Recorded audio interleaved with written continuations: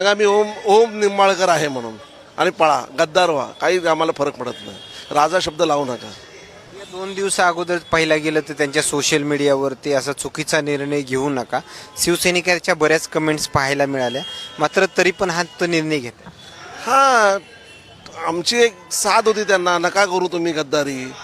पण शेवटी त्यांच्या रक्तातच जर का असेल गद्दारी करण्याचं, त्याला आम्ही नाही रोखू शकत.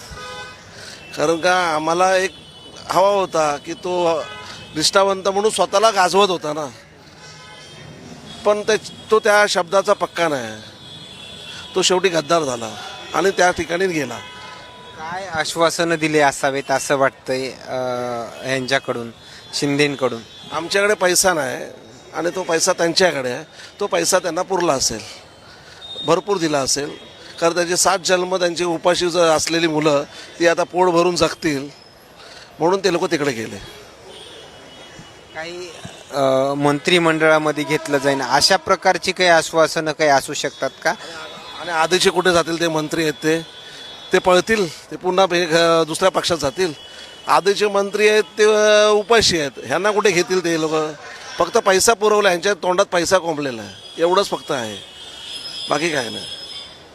काल ज्योती वाघमारे असं देखील म्हणाले की उद्धव ठाकरे नॉट रिचेबल राहतात आणि कुटुंबामधले जे काय रोष आहे ते त्याकडे दुर्लक्ष करतायत. तुम्ही त्याकडे, त्यांच्या त्या वक्तव्याकडे कसं पाहताय? त्यामुळे हे पक्ष फुटले. आता त्या महिला आहेत म्हणून आम्हाला काय बोलता येत नाही. त्या ठिकाणी जर काही पुरुष असतं तर आम्ही उत्तर त्याला दिलं असतं. त्या महिलेला काय माहिती तुम्हाला किती वेळा भेट दिली नसेल. आम्हाला भेटतात, आम्हाला साध्या शिवसैनिकाला भेटतात, तर ह्यांना भेटायला काय आहे? हे काहीतरीच कारणं देऊन इथे येत आहेत की आम्हाला भेट देत नाही, आम्हाला असं आहे, आम्हाला तसं आहे. आपण तुम्हाला जेव्हा निवडणुकीची तिकीट दिली, लढली आहेत, तुम्ही निवडून आलात, मग तुम्ही तिथे नेतृत्व करायचं ना. तुम्ही पक्षप्रमुखांची काय वाट बघताय? तुम्हाला कशाला दिलं तिकडे? तुम्ही सांगितलं मी सगळं बघतो म्हणून, आम्ही सगळा जिल्हा बांधतो, आम्ही सगळा तालुका बांधतो.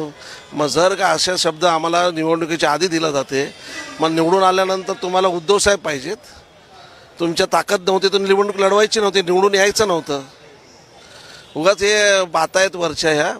त्यांना कुठच्याही प्रकारचं जनतेशी त्यांना ध्येय नव्हतं, घेणं देणं नव्हतं. त्यांना फक्त पैशाशी घेणं देणं होतं.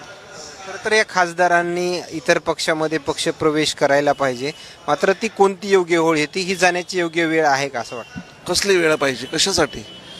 कसली? बरेच जण म्हणतायत की ह्यांनी राजीनामा देऊन निवडणुकीला सामोरं जायला पाहिजे होतं आणि त्यानंतर बाकी कोणत्या पक्षामध्ये जायचे त्यांनी तो निर्णय घ्यायला पाहिजे.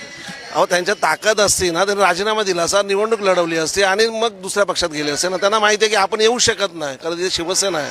शिवसेना ही बाळासाहेबांची, उद्धवसाहेबांची आहे ना. त्यांना माहिती आहे की आपण जर का राजीनामा देऊन पुन्हा निवडणुकीला उभा राहिलो तर आपण पडणारच.